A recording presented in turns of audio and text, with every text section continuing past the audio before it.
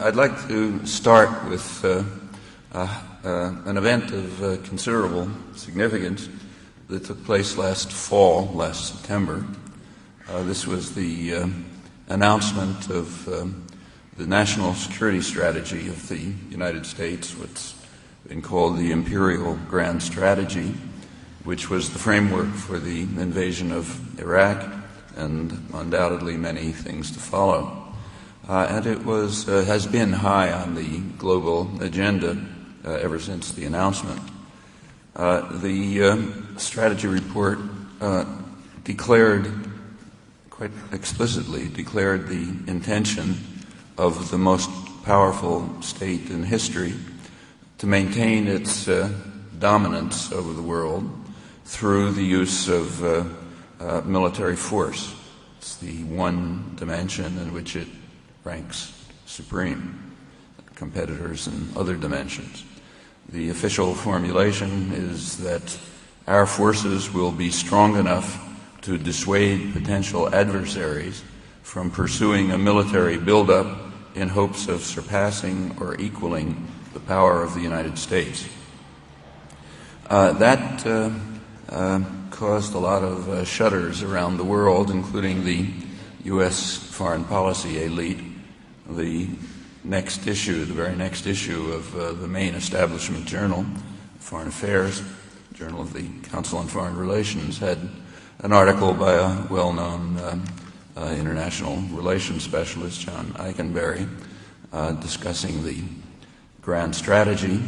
In these words, he said, "The grand strategy begins with a fundamental commitment to maintaining a unipolar world in which the United States has no peer competitor, a condition that is to be permanent so that no state or coalition could ever challenge the United States as global leader, protector, and enforcer.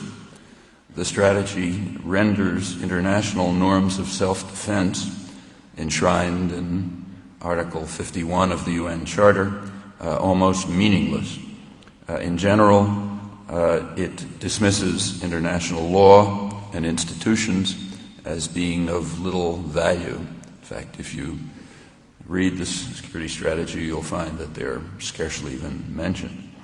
Going on with Eikenberry, "The new Imperial Grand Strategy presents the United States as a revisionist state, seeking to parlay its momentary advantages into a world order in which it runs the show. It will prompt others to find ways to work around, undermine, contain, and retaliate against U.S. power.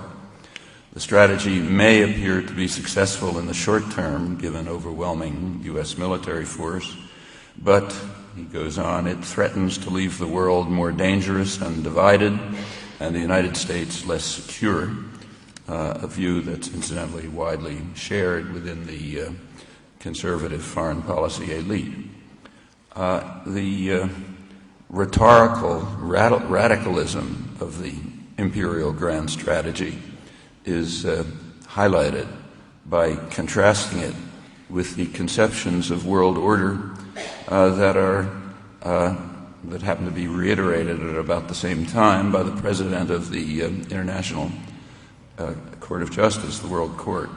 This is the very conservative U.S. Judge Schwabel, who's been a lone defender of the United States at the court for many years.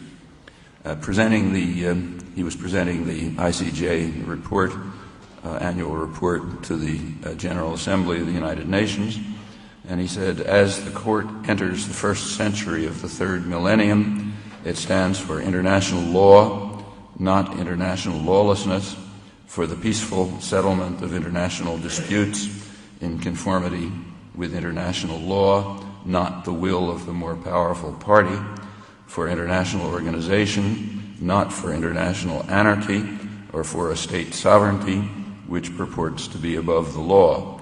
It stands for human rights, rights that can be effectively realized only within functioning systems of law, local, national, and international."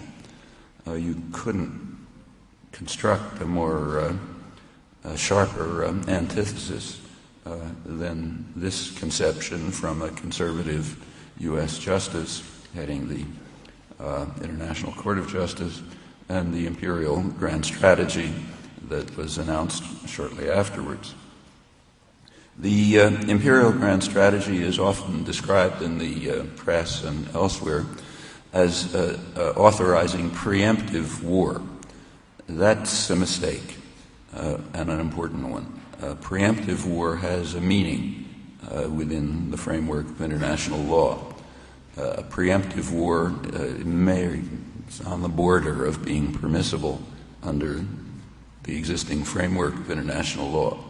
So a preemptive war, for example, would be, say, planes were flying from across the Atlantic with the clear intention of bombing the United States, and the U.S. Air Force was sent to shoot them down before they bombed and maybe to attack the bases from which they came. That would be the gray area that's called preemptive war. It might fall under Article 51, which grants the right of self-defense against armed attack. That's preemptive war, but that has absolutely nothing to do with what was proposed on last September. That was it's more accurately called preventive war, meaning you attack someone who you believe may pose a challenge to you in the future. Actually, even the term preventive war is a little misleading because there doesn't have to be anything prevented. So, for example, the invasion of Iraq didn't prevent anything. It was done for other reasons. They wanted to attack Iraq. Preventive war just means war. It's been extended already in its first instance of the doctrine to include attacking anybody you feel like. Actually, that's been made pretty explicit after the failure to discover the weapons of mass destruction that were the pretext, and I mean pretext because I don't think anybody really expected to find them, that were the pretext for the war. After that's failed and sort of disappeared from the news, a high U.S. official of the Bush administration explained that the doctrine of preventive war goes beyond what had been announced. The original announcement was that we're going to prevent the development of weapons of mass destruction by a potential enemy, and since there weren't any, the doctrine has to be expanded. And now the new doctrine, the new expanded version, says that we can carry out a preventive war against anyone who has the ability and intention of developing weapons of mass destruction. Well, ability everyone has. I mean, Arlington High School has the ability to develop weapons of mass destruction. And I suspect if somebody were to do a detailed inspection of the kind they're doing in Iraq and in the backyard, they'd probably find something left over from the chemistry or biology lab that could indicate that they had the ability to develop weapons of mass destruction. As far as intention is concerned, that's completely in the eye of the beholder. So the doctrine that says we can strike anybody with the ability and intention to develop weapons of mass destruction means very simply we can attack anybody we like on our own authority. And since international laws and institutions are gone, they're simply hot air, as a leading local professor of international law recently put it in Foreign Affairs. That means we just do what we like. We rule the world by force, and nobody can say anything about it. Well, that was last September. One of the events that took place last September. There were two others, also important, though less broad in scale. One event that took place last September, simultaneously with the announcement of the Grand Imperial Strategy, was the beginning of the drumbeat of propaganda about the danger to our existence posed by Iraq. Up until then, it was a sort of nasty place, but starting last September, it became an imminent threat to the survival of the United States. Began with Condoleezza Rice on television, warning that the next thing we'd find out about Iraq would be a mushroom cloud, presumably in New York. Nobody else seemed to expect anything. And shortly after, the Congress was frightened into or railroaded into passing a resolution authorizing the use of force because of the grave threat to the national security of the United States posed by the government of Iraq. And then came a massive onslaught of government media propaganda presenting the message that Iraq was an imminent threat to U.S. security and insinuating that Iraq was responsible for 9/11, was tied up with al-Qaeda and other international terrorists, was planning more. And that had its effects. This is a very frightened country, and it's unfortunately not easy to frighten people. By the end of September and for the subsequent months, a majority of the population came to believe this. Around 60% of the population, varying month to month, did believe that Iraq was an imminent threat to the security of the United States. The United States is alone in the world in that respect. Like the neighboring countries, for example, despised Saddam Hussein, but they didn't fear him. In fact, they'd been trying to reintegrate Iraq back into the region for some years over strong U.S. objections. That includes Kuwait and Iran, both of which were invaded and attacked by Saddam Hussein. So they have little love for him, but they knew he wasn't dangerous. They knew perfectly well exactly what U.S. planners knew, and I presume the editorial offices knew, that Iraq was the weakest country in the region. It had been smashed by the 1991 war. It had a decade of sanctions which devastated the civilian society with horrifying effects. It had been effectively disarmed by the UN inspections. And in fact, its military expenditures were about a third those of Kuwait, which has 10% of its population and far below the major powers in the region. So nobody regarded it as a threat except in the United States, where about 60% of the population regarded it as an imminent threat to us. There's nothing new about that. The congressional resolution, if you read the wording of it, is very similar to a declaration of a national emergency by Ronald Reagan in 1985 when he declared a national emergency in the United States because of the threat to the security of the United States posed by the government of Nicaragua, which, if those of you are old enough to remember, it was Nicaraguans were only 2 days marching time from Arlington, Texas, and they were waving their copies of Mein Kampf, as Secretary of State Schultz put it, and we were just about on the verge of destruction. Well, that worked too, and it's only one of many. And bear in mind that the people in office now are the same people who were doing it then. This administration is pretty much recycled from the more reactionary elements of the Reagan-Bush 1 administration. So it comes as second nature. It also, over the following months, a substantial part of the population, ultimately about half, came to believe the complete fabrication that, and known to be fabrication, that Iraq was involved in 9/11 and that it had relations with al-Qaeda. There's no intelligence agency in the world who believes that, or strategic analyst.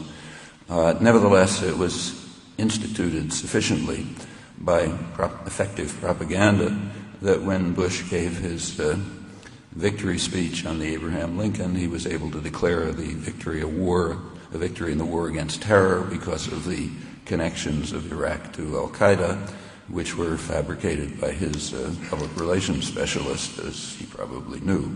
Certainly the press that reported it knew. Well, that had its effect.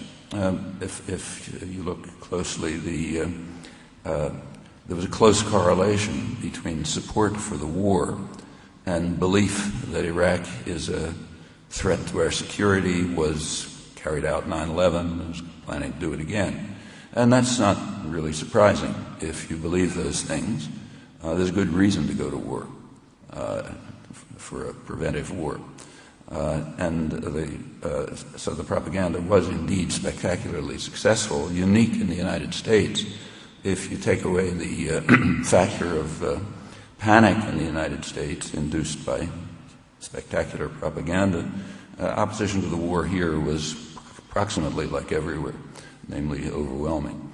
But this is here. That's what we're worried about. That was the second major event that took place in September.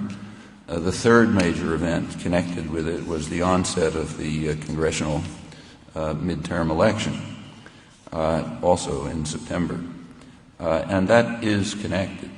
It was understood. In fact, Karl Rove, the administration campaign manager, had already informed Republican activists over the summer that they'd better go into the election on a national security issue. If they went into the election with people worrying about pensions and medical aid and Enron and the rest of the familiar litany, then the administration would get smashed. But if they get shifted to national security issues, they had a chance.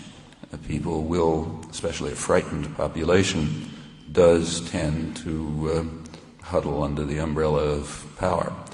And it barely worked. They sort of sneaked through the election by a couple of tens of thousands of votes. And if you look at the exit polls, people maintained their preferences for the parties, but they shifted their priorities. So, yes, if you cared about medical care and your pension and so on, they would be opposed to the administration. But if concerned about security overwhelmed it barely, so they managed to sneak by and get another 2 years of power. And Karl Rove has already announced that that's what they're going to have to do for the presidential election.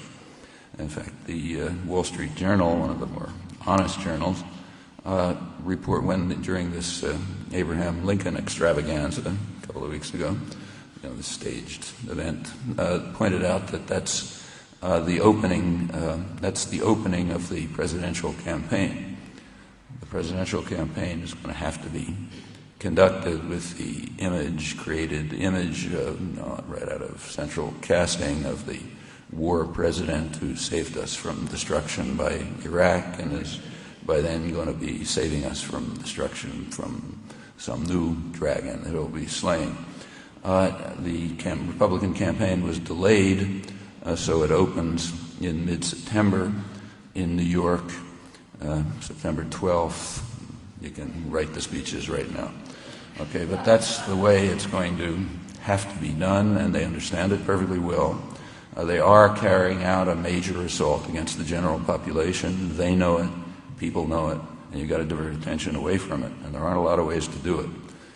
The only way that anyone's ever figured out is fear. For the people in Washington now, it is second nature.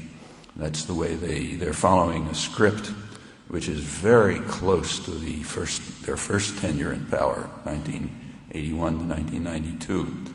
Just take a look at that period, and you see the script laid out very clearly. Through that period, too, they instituted domestic policies which were quite harmful to the population. Wages stagnated or declined. Working hours went to the highest in the industrial world. Poverty rates were the highest in the industrial world. There was a major attack on labor rights and so on, and that was extremely unpopular. In fact, Reagan ended up in 1992, after the Bush administration was over, as the most unpopular living ex-president in the United States, with the exception of Nixon. Nixon slightly beat him out. And that was true right through the 80s. So when Reagan won what's called a landslide victory in 1984, meaning he got about 30% of the electorate, by a considerable majority, people who voted opposed his legislative program. They voted for other reasons, among them fear. There was constant pushing the panic button right through the 1980s. It started right away with Libyan hitmen wandering the streets of Washington in 1981, going to assassinate our cowboy leader who was hiding in the White House behind tanks. Managed to save that.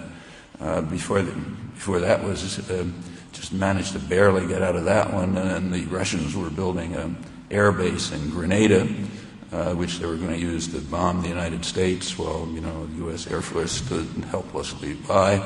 But we managed barely in time to save ourselves from that one, and we were standing tall, as the cowboy leader told us. 6,000 U.S. Special Forces succeeded in overcoming the resistance of about a couple of dozen unarmed Cuban paramilitary workers, and they got 8,000 medals of honor for it, but we were safe. After that came Gaddafi was at it again. There was an attack on the administration from the right wing, especially on George Shultz, Secretary of State. He wasn't militant enough.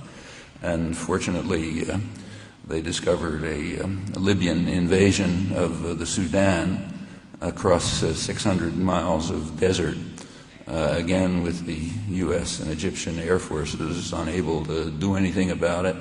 The plot was so well hidden that neither Egyptian nor Sudanese intelligence knew about it, and the few American reporters, very few, who went to investigate, of course, found that it was a total fraud.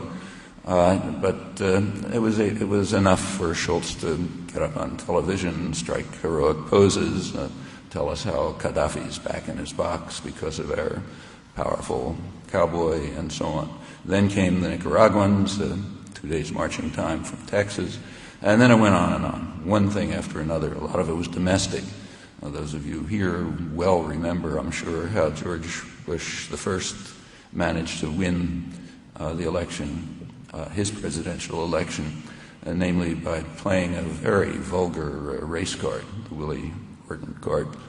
So if it was race, crime, drugs, Nicaraguans, Libyans, one thing after another, and the population was kept enough in a panic so that they could stay in office and push through their reactionary agenda. Now they want to do it much more extensively. As you have maybe read, the Treasury Department and the Department of the Budget, the Bush administration economists have just released a study showing an anticipated $44 trillion deficit in the next couple of years, which will be a fiscal train wreck. The economists are commenting on it. It was kept out of it was supposed to go into the budget last February, but they kept it out because they didn't want people to know about it when they're trying to push through another tax cut for the rich. And almost everyone recognizes this is on purpose. They want a fiscal train wreck.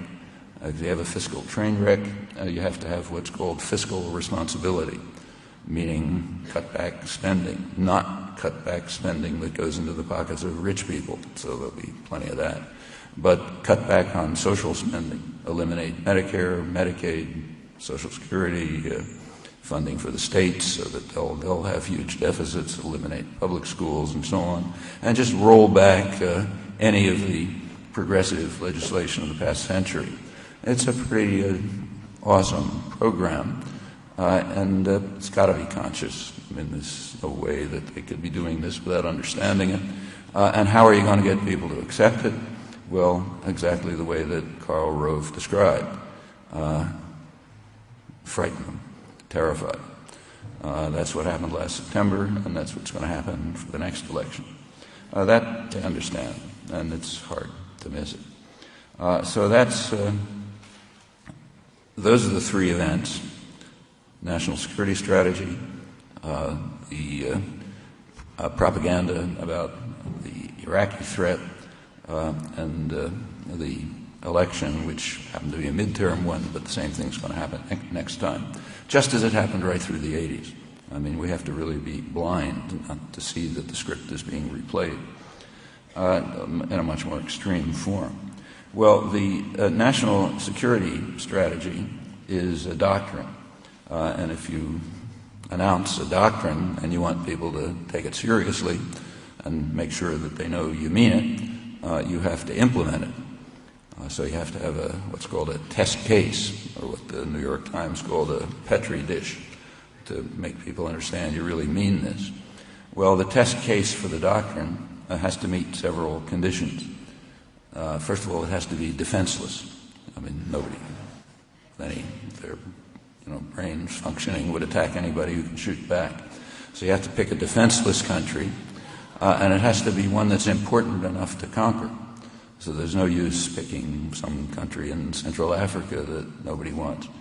Thirdly, you have to be able to present the target as an awesome power, either about to commit genocide or about to destroy us. Okay, Iraq qualified on all three counts. It's completely defenseless, and they knew it. It's very important. It's right in the heart of the major oil-producing regions of the world. It itself has the second largest reserves in the world, and controlling those resources has been a centerpiece of U.S. policy since the 1940s, Britain before it. And it's not hard to portray it as an ultimate evil. All you have to do is pick up the rhetoric that you hear from Tony Blair and Colin Powell and George Bush, which you've heard 1,000 times, about how this man is so evil that he even committed the ultimate crime. He used poison gas against his own people. Obviously, he can't be allowed to survive, and on. Always missing from the impassioned orations is that he did it with our help, because we didn't. Because in fact, help the people now in Washington because they didn't care. So they therefore overrode congressional attempts to condemn the atrocities, went on supporting their friend Saddam Hussein, providing him with badly needed aid, agricultural means for developing weapons of mass destruction. Had nothing to do with the war with Iran. It went on without a change after the war with Iran was over. In fact, it went on up to the day of the invasion of Kuwait, when he committed a real crime, disobedience. You don't do that. But if you want to gas your own people, that's fine. And the same's true in England. There were parliamentary objections, but if you look at them, you find some names missing, like all of New Labour, Tony Blair, Jack Straw, Jeff Hoon, all missing. Didn't care, But now you can bring it up to prove how evil he is. Actually, we've just seen an interesting illustration of that in the last couple of weeks.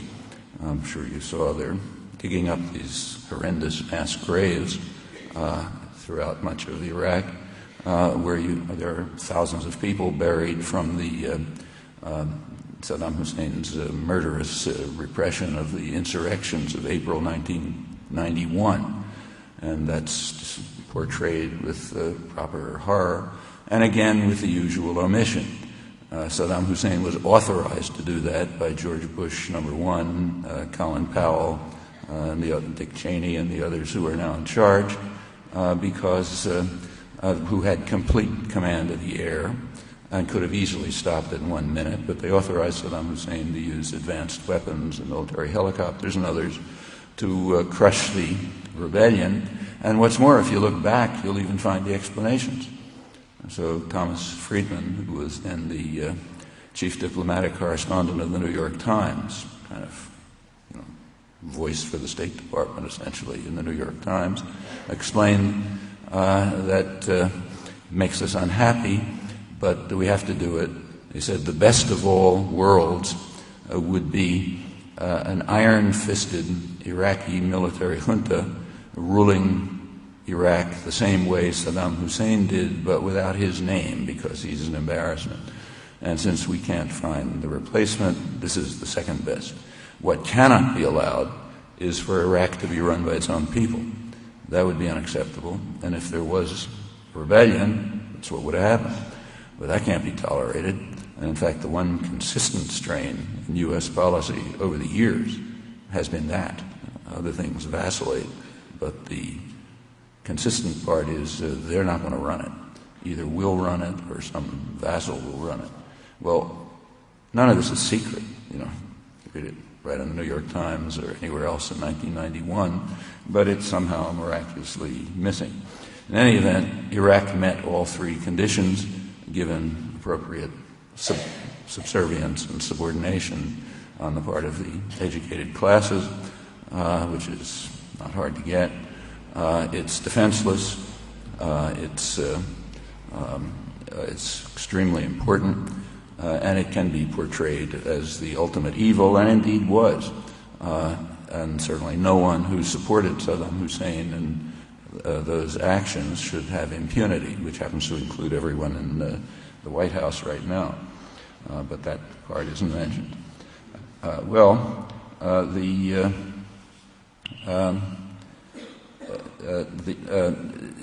point of carrying out such an action is to establish, first of all, to gain control of Iraq, which is important in itself, but also to establish what's called a norm in international law. You have a doctrine, you apply it, that establishes a new norm. Of course, norms aren't established when weak countries carry out actions, only when the most powerful states carry out actions. So, for example, take, say, humanitarian intervention. There's supposed to have been a new norm of humanitarian intervention established in the 1990s. We could debate the cases, but that's the standard version. And some questions arise. Why was the alleged new norm of international intervention, humanitarian intervention, established in the 1990s? I mean, why not, for example, in the 1970s? In the 1970s, there did take place two military actions which, since the Second World War, are by far the most significant in ending really terrible atrocities. The first was the Indian invasion of what's now Bangladesh in 1971, which put to an end horrendous atrocities, millions of people. The second was the Vietnamese invasion of Cambodia in 1979, which put an end to Pol Pot's atrocities, drove the Khmer Rouge out of the country, just at the time when the atrocities were peaking. There's nothing in the 1990s that comes even close to this. We could argue about whether those two actions qualify as humanitarian intervention, but there is not the slightest doubt that they put to an end major atrocities vastly beyond anything that happened in the 90s. So why isn't that the decade of humanitarian intervention? Well, because countries like India and Vietnam can't establish norms. They don't rule the world. So therefore, that's not a norm. If the U.S. does something, no matter how shaky the argument, that establishes a norm. Furthermore, the United States was strongly opposed to both of those interventions. The Indian invasion was the U.S. Actually threatened war. The primary reason was that India was spoiling some photo ops for Henry Kissinger, who was planning a secret trip to China through Pakistan, and this kind of, spoiled the opportunity, so he was furious, and the U.S. sent a nuclear-armed aircraft carrier into the Bay of Bengal and threatened sanctions and so on. In the case of Vietnam, it was even worse. Vietnam was bitterly denounced for getting rid of Pol Pot. The U.S. imposed very harsh sanctions on them. It supported a Chinese invasion to punish them for this crime, and the U.S. turned immediately to supporting Pol Pot directly, both militarily and diplomatically. So obviously that couldn't have established a new norm. But when the powerful states do it, it can be a new norm, and now we read eloquent descriptions in the international law literature about how the new norm of preventive war has been established by the U.S. Invasion of Iraq, and now that there's a norm, you can go on to the next step, and we can, in fact, expect more of the same. Well, let's take a look at that doctrine that was announced last September. One important question to ask is how new it is. And it is in some ways new. There's a good reason why the world was startled and upset by it. but it's not quite as new as is often believed. There are precedents. When Colin Powell says it's not without precedent, he's quite accurate. So let's have a look at a couple of those. One important precedent at the opposite end of the political spectrum was just 40 years earlier, in 1963, when Dean Acheson, respected elder statesman, senior advisor to the Kennedy administration, gave a lecture to the American Society of International Law, in which he explained to them that he said that no legal issue arises if the U.S. responds to a challenge to its power, position, and prestige. Okay? So if anyone poses a challenge to the power, position, and prestige of the United States, and the United States responds by violence or in any other way, it's not a legal issue. Notice that his wording goes well beyond the national security strategy. They at least talk about a threat. He doesn't talk about a threat, just a challenge to position, power, and prestige. Acheson's remarks were particularly significant because of the timing. This was immediately after the Cuban Missile Crisis had simmered down. It was already known then that the missile crisis came very close to leading to a nuclear war. How close, we've just learned last October. It's pretty shocking, but it was pretty well understood then already. The Cuban Missile Crisis was the result of an international terrorist campaign carried out by the Kennedy administration against Cuba, which was building up until October. And during the crisis, the terrorist actions continued. They were briefly called off, and then they were picked up again right after the crisis was over. It was a major factor in the lunatic reaction of putting nuclear-tipped missiles there. This was an international terrorist campaign aimed at regime change. Pretty familiar words these days. Right after that, as the international terrorist campaign and illegal economic warfare were picking up, Acheson explained to the legal profession that there's no legal issue when the United States carries out these actions. Why, incidentally, was it carrying out these actions? Actually, we are lucky to live in a very free society, and we have access to government planning documents beyond any other country in the world, as far as I know. And we know exactly why they were doing it, because a ton of documentation has come out, secret documentation. The problem was what U.S. planners, Kennedy, Johnson planners, called Cuba's successful defiance of the United States. They were defying a policy that goes back 150 years. Nothing about the Russians. The policy of 150 years was that this region has to be subordinated to U.S. power. And they were challenging that, and that was successful defiance, and that's unacceptable.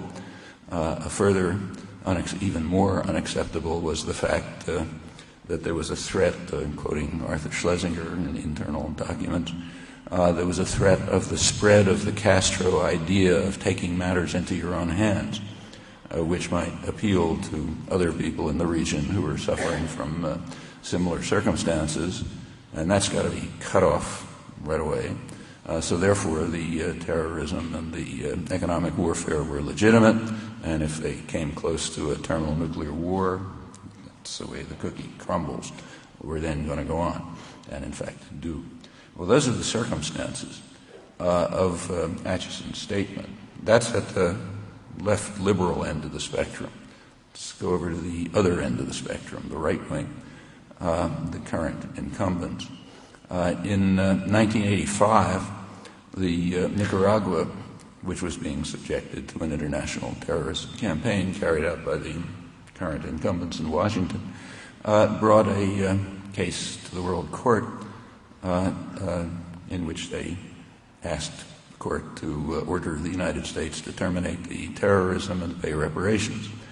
The United States refused to accept World Court jurisdiction, and that it withdrew its earlier grant of jurisdiction. And it was explained by Judge Abram Sofaer, who was the legal advisor of the State Department. He explained it publicly. He said that in the early days of the United Nations, we could count on other countries to go along with what we said, which is true, given the conditions of power they had to. And he said, but by now, many other countries in the world just don't agree with us. And therefore, we will have to reserve to ourselves the right to determine what falls within the domestic jurisdiction of the United States. In this case, a terrorist war against Nicaragua. Well, that's the other end of the spectrum. Another clear precedent for the national security strategy. However, these, and there are many other cases, but these two examples are different from what happened in September in two crucial respects. Atchison and Sofaer were describing policy, and in fact they were describing it accurately. That's the way it works. But they weren't proclaiming an official policy. That's quite a difference. Furthermore, Atchison and Sofaer were talking within the family, so I doubt if many people know about this. You know about it if you're inside a narrow circle of people who pay attention to such things, but the population is not allowed to know that these are the guidelines of policy. We're supposed to believe all sorts of things about benevolence and Wilsonian this and that and so on and so forth. It's only inside closed circles that you're supposed to know about this. On the other hand, the national security strategy of last September was announced loud and clear. They want everybody to know about it. They want everybody to know that we are a revisionist state which uses force to achieve its ends and will do it without limits. That was announced as clearly as possible. The Iraq War made it clear to anybody who didn't believe the words, and that is a very significant difference. There are other precursors, and they're worth looking at too. So take, just to understand ourselves, which is presumably a good thing to do, the National Security Council, which is the top planning body, was established after the Second World War in 1947. Its first memorandum, NSC number 1, called for military support for underground operations in Italy, along with national mobilization in the United States. I'm quoting it now. In the event the communists obtain domination of the Italian government by legal means. Okay, in other words, there was an election coming up, and it looked as if they'd win. Anti-fascist resistance had plenty of prestige, and Italy had a strong labor movement. But if they won the election by legal means, the United States would declare a national mobilization and support paramilitary and other activities inside Italy to overthrow the government. Okay, that's pretty strong state declaration. Fortunately, they were able to win the election by withholding food and reinstating the fascist police and diverting Marshall Plan aid only to the right people and so on. So they didn't win the election by legal means, but if they had, that's what would have happened. We can go back even earlier. So right before the United States got into the Second World War, before Pearl Harbor, there were high-level meetings going on of the State Department and the Council on Foreign Relations, planning for the post-war world. I mean, they knew this big event, the Second World War. They didn't know if the U.S. would be involved, but plainly it was going to have effects. And they naturally carried out careful planning. And the plans are worth reading. They've been public for 60 years, but they're never read. And they're extremely important, only because they were high-level planning, but because those are the plans that were pretty much implemented after the war. This is the War Peace Studies Group of the State Department and the Council on Foreign Relations.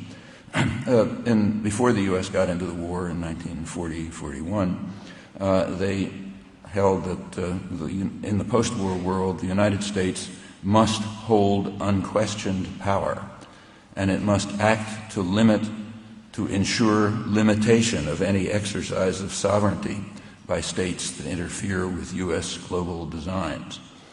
And they recognized further that the foremost requirement to secure these ends is the rapid fulfillment of a program of complete rearmament, which is a central component of an integrated policy to achieve military and economic supremacy for the United States and to bar any exercise of sovereignty that might threaten it. Well, you'll notice that that's the national security strategy, okay? But again, with the same two reservations. It was plans, but it wasn't an open announcement of an official policy. Plans were indeed implemented.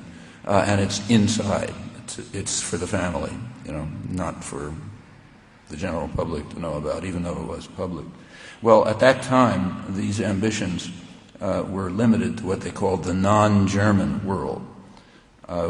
It was assumed at that time that Germany would end up holding some part of the world. And the non-German world would be organized as what they called a grand area, which would include the Western Hemisphere, the former British Empire, and the Far East. After Russia beat back the Nazi armies at Stalingrad, it was clear that Germany was going to be defeated, and the plans were extended to cover as much of Eurasia as possible. Well, that's earlier precedents, differing in the important respect that I mentioned. Losing track of time. Well, let me just make a couple of comments about the implications of all of this. There are some problems in implementing the grand design. Three major problems, one in the oil-producing regions, one in Europe, and one in Asia. They're all kind of the same problem, but different. They show up in different ways. So in the Middle East, the primary concern of the United States has been, and for obvious reasons, control of the world's major energy resources. And there's a disruptive factor there, namely the Israel-Palestine conflict. So one problem is to somehow dampen down that problem and regain the support of the oppressive and dictatorial Arab states, which is kind of shaky because of this. And this is understood. So, for example, Michael Ignatieff at Harvard, who's one of the supporters of the Iraq War, had a long article in the New York Times magazine early January supporting the war, in which he pointed out accurately that the chief danger in the Iraq gamble is to enforce a peace of Palestinians and Israel. Otherwise, the region will remain in constant ferment. It may blow up, and the U.S. will lose its control of the world's major energy supplies. Well, how do you deal with that? Front pages tell you that there's something called a roadmap, which is a map towards the president's vision of a Palestinian state. I'm sure you've noticed that there's a journalistic convention that when you mention George Bush, you have to mention in the same paragraph his vision or his dream or something like that. And there's usually a picture accompanying it of George Bush staring off into the distance at his vision with his eyes narrowed and so on. One interesting thing about these visions and dreams is that although we're supposed to worship them, no one has a clue what they are. Nothing is ever said about what the vision is, and that's important. The public relations people understand that. So if you want to find out something about the vision, you're going to have to look at events, the events of history, documentary record, all forbidden territory that you're not allowed to go into. But that's the only way to find out what the vision is. Well, the fact is that the vision of a Palestinian state is not George Bush's. That was an international consensus back in the mid-'70s. There was a very broad international consensus for a two-state settlement on the international borders. And without going into the details, it's been blocked unilaterally from the mid-'70s until this minute by the United States. It simply wouldn't allow it. Vetoed Security Council resolutions, voted alone and with Israel at the General Assembly, and in every possible way has blocked that vision. And nothing's changed in that respect. The same was true right through the Camp David 2000 negotiations. You read about the magnanimous and generous offers that Clinton and Barack were making and how the terrible Palestinians turned them down. But if you look carefully, there's an easy way to test that, very easy way to evaluate how generous and magnanimous the offers were. That's to look at a map. But you can't do that because the media and commentary journals were very careful not to publish a map. So if you search, you won't find a map unless you go out to dissident publications or scholarly sources, or the Israeli press, for example, where they published the maps. And there's a very good reason why the maps weren't published in the United States. As soon as you looked at the maps, you found that the Clinton-Barack proposal sort of made South Africa 40 years ago look pretty good when they were establishing the Bantustans. The Clinton-Barack proposals broke the West Bank into 4 almost separated cantons, little points of connection between them, one in the north, one in the central region, one in the south, 3 of them separated from a little area of East Jerusalem, which is the center of Palestinian commercial and cultural life, but is disconnected. And then, of course, it's all disconnected from Gaza. So kind of a Bantustan proposal. Meanwhile, Clinton and Barack were busily using your dollars, it's paid for by U.S. dollars, of course, to build substantial settlement programs, infrastructure, and so on, to establish the facts of the Bantustan proposal, which was to be implemented at Camp David. Well, what's happened since? Let's take Bush. Bush, there are actions that you can look at, not just visions. So a good place to look is the United Nations, which has meetings at the General Assembly every winter. Bush's first intervention at the United Nations was to veto a Security Council resolution calling for the dispatch of international monitors to reduce the level of violence in the territories. That is the way to do it. But they don't want to do that. They want to allow the violence to continue because they know perfectly well it's overwhelmingly a U.S.-backed Israeli violence, and they want that to continue even if it does lead to violence against Israelis. So monitors were blocked. At the same time, this is December 2001, Switzerland, which is the repository of the Geneva Conventions and responsible for them, Switzerland called another meeting, they do it regularly, of the high contracting parties, that's almost every country in the world, to Geneva to deal once again with the applicability of the Geneva Conventions to the occupied territories. Well, in the past, the United States supported that. So for years, the United States voted with the majority, in fact, Security Council, everybody, on the applicability of the Geneva Conventions to the occupied territories. Under Clinton, the United States moved to abstention. Didn't vote against or for, so they continues to be reaffirmed. Bush switched policy and essentially undermined it. He boycotted the meetings in Geneva, and therefore, when the U.S. boycotts something or vetoes it, it's a double veto.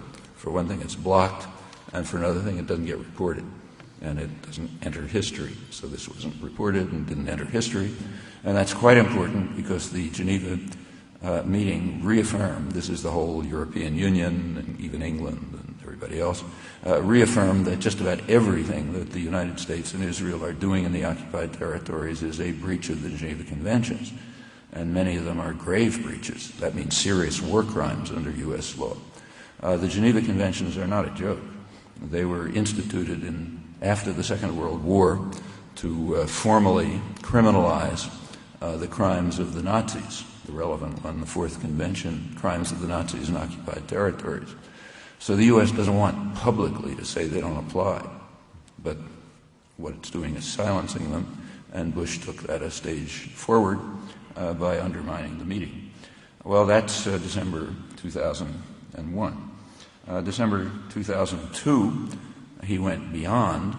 There's an annual resolution at the General Assembly which reaffirms a Security Council resolution of 1968, passed unanimously in the United States as well, ordering Israel to terminate and withdraw from its actions in occupied East Jerusalem. It's meaningless because the United States never enforces it, but at least it's been voted year after year. This year, for the first time, Bush administration shifted position on that and voted against that resolution. Well, if that's meant seriously, that ends any possibility of a political settlement. It means it's authorizing Israel's occupation of Jerusalem, and Jerusalem by now is a huge area, cutting out a big piece of the West Bank. It's nothing like Jerusalem used to be. So that virtually cuts the West Bank in two if the U.S. meant it. And there's every reason to think that they do. Bush's next statement about the Middle East was in February of this year. It was called, highly touted in the press as his most significant comment on the Middle East, repeated right away by Powell. Most of it was just the usual boilerplate, wouldn't be nice to have peace and so on and so forth. But there was one significant statement in it. Namely, he said that U.S.-backed Israeli settlements could continue without limit until progress is made in the peace process. And he'll decide when progress is being made. That's, again, a significant shift in policy. Up until now, there have at least been gestures to say that the settlements are illegal or maybe unhelpful or something, but this was a straight authorization of them. If you look at the roadmap, I won't go through the details, but it essentially repeats that. It says nothing about borders. It says nothing. In fact, it says something vague about terminating what's called natural growth in the settlements, but Ariel Sharon, the official man of peace, as he was called by Bush, immediately told the Israeli Knesset that don't worry about it, you can build there for your children and your grandchildren. So my soulful relation with President Bush guarantees that. And that's correct. So what's happening is just a continuation and extension of the policies of undermining any hope for a peaceful political settlement there. That's if you look at the facts. Of course, if you keep to the vision, then you can believe what you like.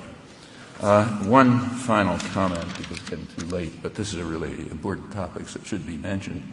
Another comment has to do with Europe and Asia, especially Northeast Asia. There's a long-standing problem in post-war international affairs, and that is whether Europe will be subordinated to the United States or will pursue its own path. Okay, Europe's rich place, big place, on the scale of the United States, economies on a scale of the United States, educated and so on. It's conceivable that it might go off on its own path, and that's always been a problem. The United States was in favor of the integration of Europe for all kinds of reasons, but it was wary that it might take off on its own. This was described very lucidly by Henry Kissinger when he was National Security Advisor and Secretary of State back in 1973. 1973 was called the Year of Europe, to celebrate the unification of Europe. And Kissinger gave what was called the Year of Europe address, in which he informed the Europeans that they have to understand that Europe has what he called regional responsibilities within the overall framework of order maintained by the United States. In other words, don't think about posing a challenge. You can you can take care of, immigration in the Mediterranean or whatever your regional responsibilities are, but it's within the framework of order maintained by the United States. That continues.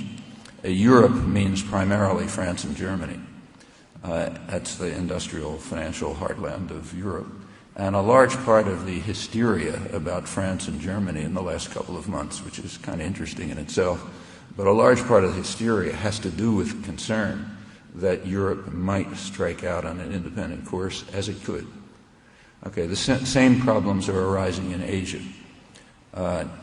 Northeast Asia, which includes Japan, South Korea, China, Eastern Siberia, is by now, and has been for some years, the most dynamic economic region in the world.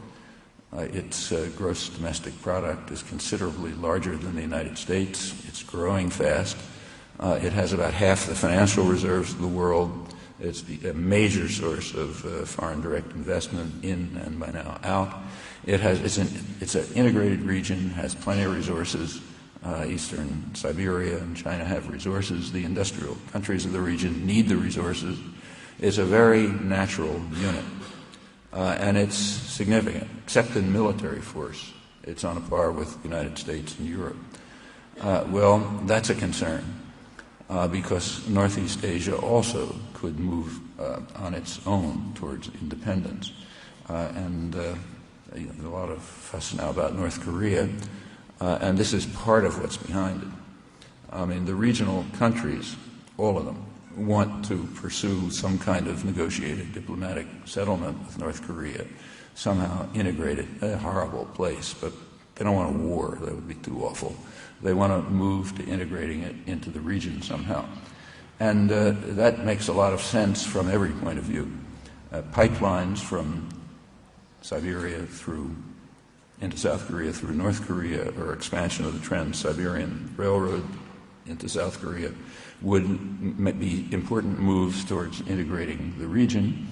And as one high-level U.S. planning document, really recent analysis really put it, pipelines through North Korea could enhance regional stability and provide cheap alternatives to oil imported from the Middle East. Well, one of the ways the U.S. controls Northeast Asia and Europe is by controlling its energy resources. If they move towards independent energy resources and other resources, that would be a spur towards separating into an independent area. And with the resistance to the national security strategy that Eikenberry quoted, this is exactly what's feared, that other parts of the world are going to break out of this system, create their own areas, which could lead to unpleasant conditions if the U.S. really does insist on barring any challenge by violence, as it has stated that it will. These are the things that I think are right in the offing.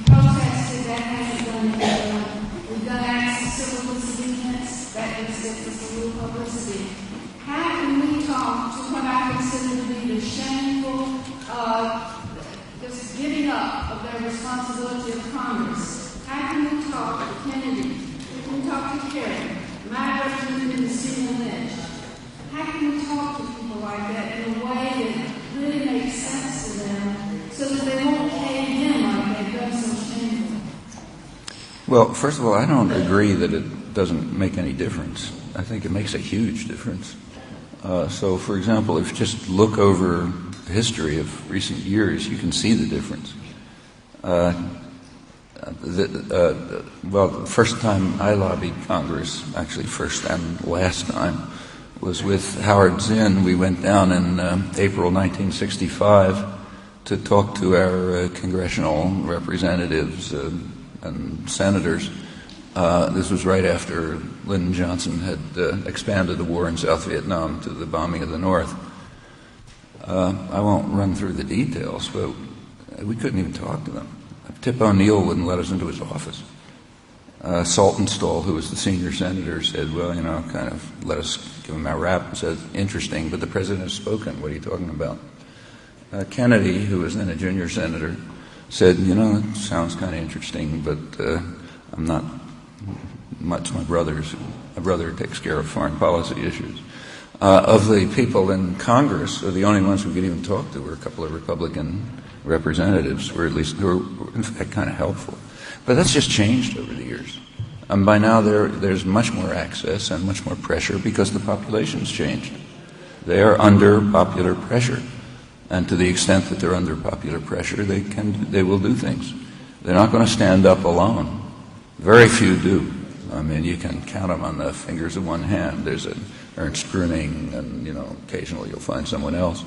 But these are people who are happy to say, "I'm your leader," when there's enough people around for them to be the leader of. And it has to be not just large in numbers, but active and committed. These things aren't achieved in a minute, The anti-war movement in Vietnam took years before it got off the ground. The situation today is far more advanced than it was then. You didn't have hundreds of thousands of people on the street before Kennedy started bombing South Vietnam in 1962. It's different. And it's not just that, it's everything else too. Civil rights, women's rights, environmental issues, all sorts of things. The country's just changed. And it's changed because, we all have to understand these things don't happen fast. These are long struggles. I mean, abolitionism took forever, It didn't happen by one demonstration. So you have to create the groundwork for it. And in fact, in the United States, it's my feeling is it's a terrific situation for organizing people. The only way people are kept in line by now is by terrifying them with phantoms, and they are phantoms, and it's not hard for people to get to understand that. But it's not going to happen easily. It's going to take work because people really are afraid, and you can overcome that fear, but only by hard work. Pardon? How can we make the media quit lying to us? The media have their own agenda, which is to support power. If the general population changes and the culture changes and people's commitments and beliefs change, the media will partially reflect it. Otherwise not. The same way that, for example, when the first, go back to 1965 again. 1965 happened to be the first public demonstration against the international demonstrations against the Vietnam War. And there was a big demonstration here on the Boston Common. It didn't take place. It was broken up by counter-demonstrators violently. I was supposed to be one of the speakers, and the only way I got out alive was because there were a couple hundred state troopers around. The Boston Globe covered it, supporting the counter-demonstrators and denouncing the people who were daring to stand up and say, maybe we shouldn't bomb North Vietnam. Well, that changed over a couple of years. And it didn't change because their genes changed. It changed because the country changed. And that's where you have to work. I have two questions. One is, you talked, one of the things you told us about the fear that's so easily generated. When you talk, we also laugh and titter, the stupidity of people being afraid of Saddam Hussein. But obviously it's not anything to laugh about because it is so important to mobilize people. And I wonder how one overcomes this peculiar mystery of a country that's so extraordinarily strong. So extraordinarily afraid. And the other question is, how, given your own strategy to make this election about national security, how does one get around it? How do we here, encourage our representatives and encourage the media and so forth, and encourage a switch in that? Or do we have to also engage with that in some other way rather than going around it? Well, if there were a magic key to open these doors, somebody would have told us about it a long time ago. And there isn't. The only way to deal with it is by patient, constant educational and organizing activities. And we have to face reality. It is a very frightened country. It's not new, and it's not just Saddam Hussein. Take, say, crime. Crime in the United States is approximately like other industrial countries. Fear of crime, on the other hand, is way beyond other industrial countries. The same's true of drugs. In other countries like ours, industrial countries, drugs are considered sort of a problem. You deal with them. Here, it's turned into a threat to our survival. If Canada is going to make the perfectly rational move of not arresting people and throwing them in jail forever for having a small amount of pot, people here will go crazy. If they make cut off relations with Canada. Okay, those are things that those are the results of long and effective propaganda programs. They go way back. And it does go way back. I mean, some of you will be old enough to remember, I'm sure, that back in the early in Lexington, where I live, back in the early 60s when my kids were in school, they were literally being taught to hide under desks in the Lexington schools to protect them from atom bombs.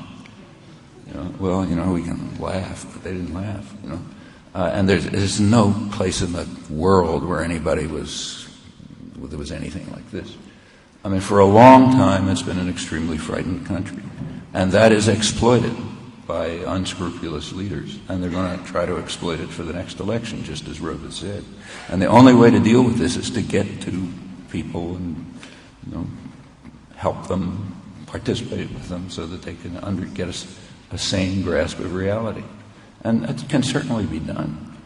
I mean, it's been done on all sorts of issues. We don't have to go back very far to see how it's done. I mean, I mentioned a couple of cases. Let me take another one. I mean, there is an original sin in this country, very straightforward original sin, namely, why are we here? What happened to the people who were living here?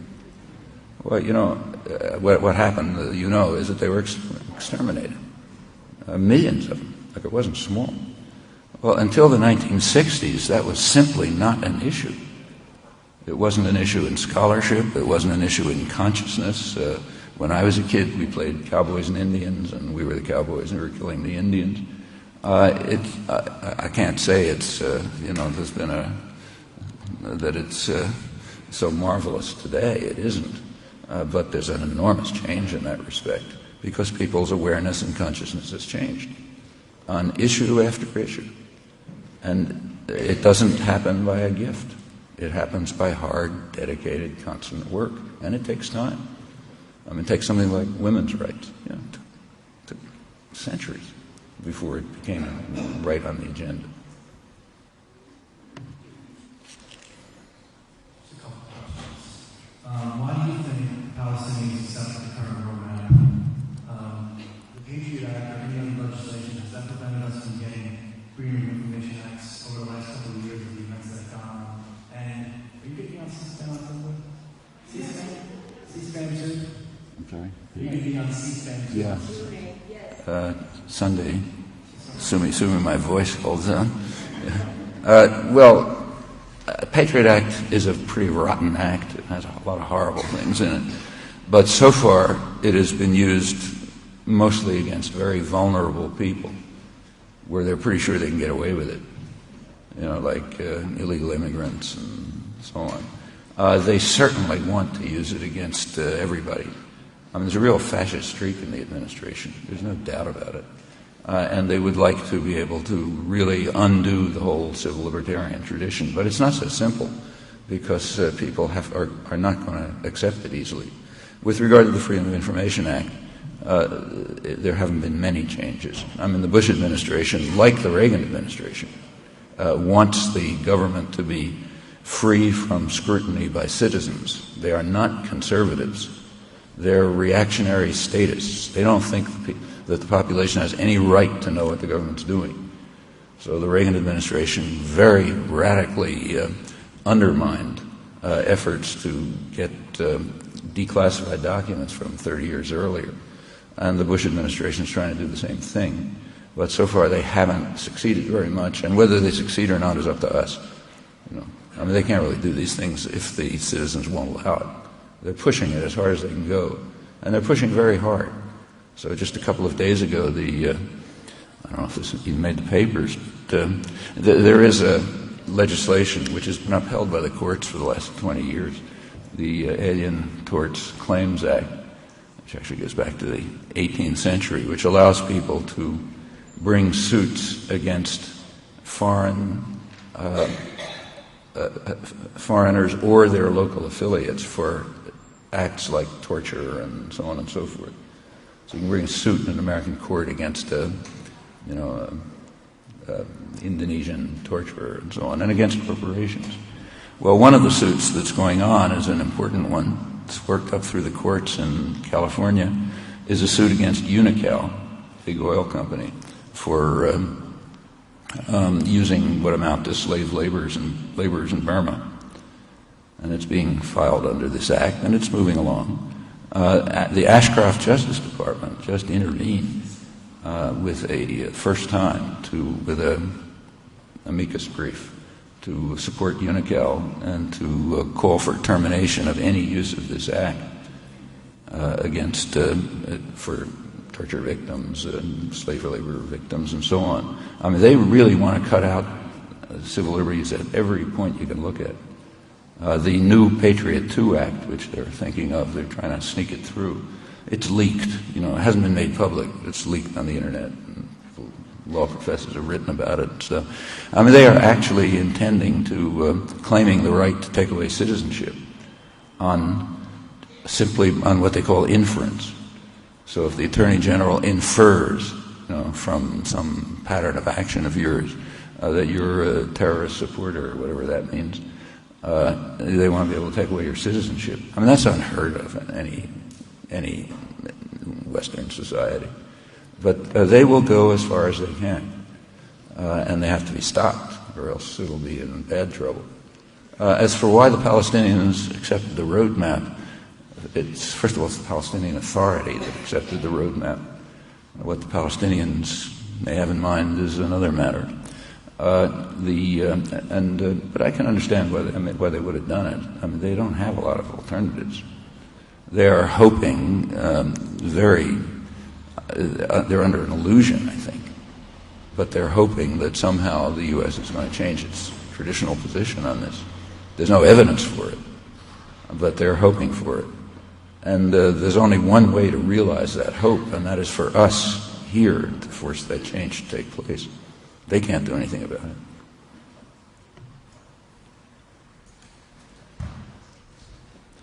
I think we have time for about 2 more questions.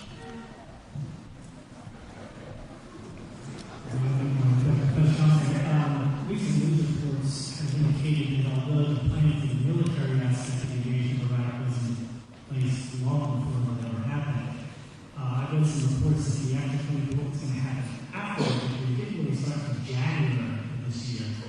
And that's part of the reasons for the sort of dog and car syndrome that's going on right now. Given that and the rising administrative rhetoric in this administration about Iran, Iran and destabilization of that government, what do you see as that? How does that fit into the national security strategy? Because that's military force out there now, and it's going to be close to Iran. Yeah, well, there has been some interesting stuff coming out about the actual planning for the war. I mean, it's been pretty obvious that they had made their minds up quite early, and most of everything that was going on was for show. But for those of you who want to look at it a little more closely, there's quite a good series that came out in the what I think is the best newspaper in the world, the London Financial Times business newspaper, best international business newspaper, had a detailed investigation of the planning, as far as they could unearth from talking to people on the National Security Council and so on. And what they ended up with, and it's plausible, is that by mid-December, the Bush administration had decided there was definitely going to be a war. And their reasoning is interesting. It tells you a lot. The reasoning is and it's plausible. The reasoning was described by a high official who was involved in the National Security Council planning.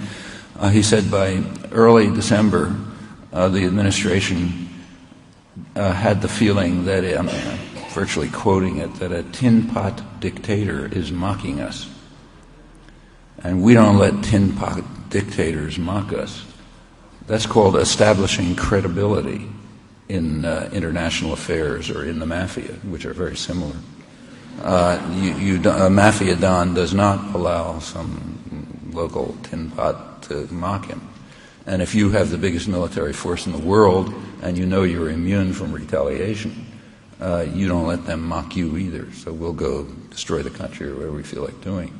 It fits very well with the mentality, and it bears on Iran. The problem with Iran is it fails the first condition of those three conditions. Actually, it fails two of the conditions. You can't, it's an ugly place in many ways, but you can't claim that it has a horrendous record like, say, plenty of other states in the world.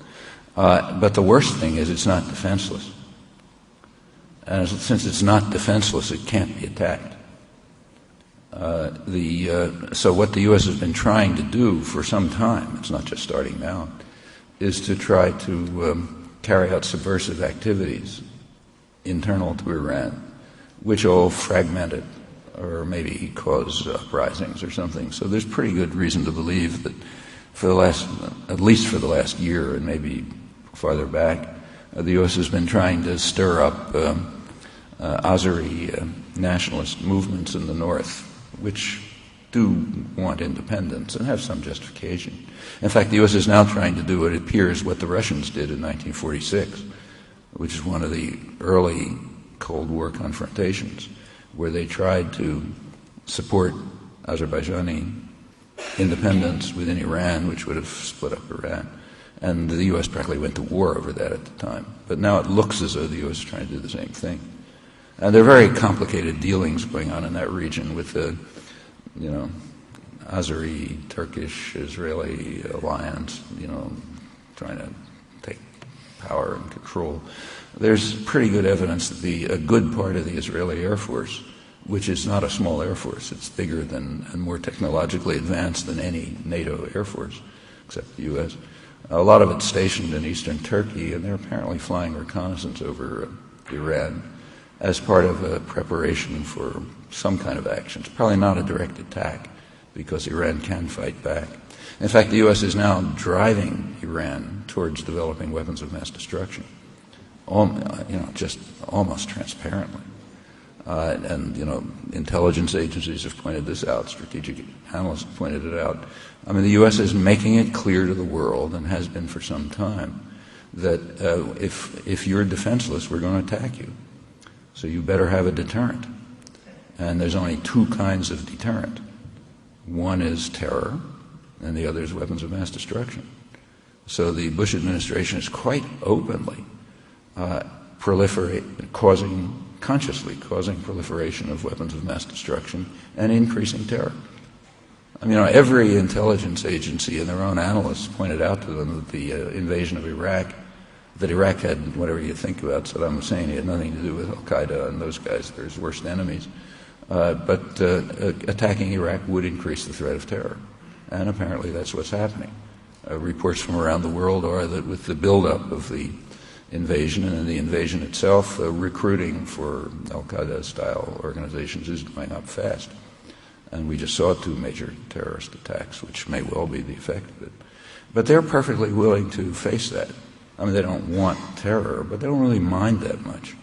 If there are terrorist attacks or weapons of mass destruction, not nice, but it's of low priority as compared with higher ones, like ramming through the domestic agenda and controlling the world. And furthermore, they know perfectly well that they can exploit terrorist attacks. There could be a serious terrorist attack in the United States. If you really want to be frightened correctly, take a look at the Hart-Rudman report on terrorist threats in the United States, high-level planning analysis that just came out. Good people. What they say makes sense. There's horrendous possibilities. It's like a cookbook. We can do many of those things without very much talent. And it's going to happen. And it will. You can increase the likelihood of it by refusing to ask where it's coming from. If you react to it by violence, you increase it. I mean, every terrorist specialist knows this. If you look at the grievances and you try to deal with them and so on, well, you can reduce the threat. They're doing the opposite. And the same is true with Iran. I mean, they probably are forcing Iran to accelerate efforts, if they have them, to develop weapons of mass destruction for perfectly sensible reasons. How are they going to defend themselves from a U.S. attack? And maybe to get involved with terrorist organizations, though there's no evidence that they are. The U.S. claims that they're involved with terrorist organizations, but you have to look at the definition of terrorist. So high on the U.S. list of terrorist organizations, very high, is Hezbollah. Okay, why is that a terrorist organization? Well, because it drove a U.S. client out of Lebanon. I mean, Israel invaded Lebanon 20 years ago, killed around 20,000 people, stayed on, ran a brutal military occupation in the south, and they were driven out by Hezbollah. Okay, that makes Hezbollah terrorists.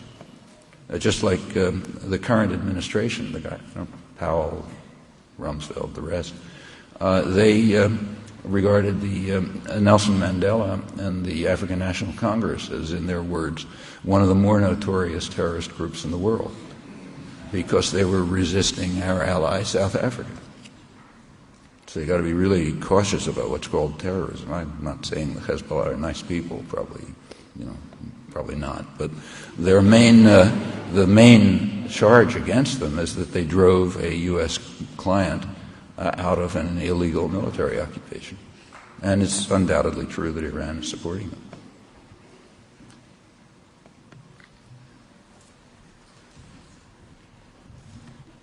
You and Michael Moore have been making tremendous contributions by talking about the role of fear, and that the biggest weapon that the administration and the government has right now is this creation of a climate of fear among the American people, and so that they cannot seek the truth or accept what's really going on.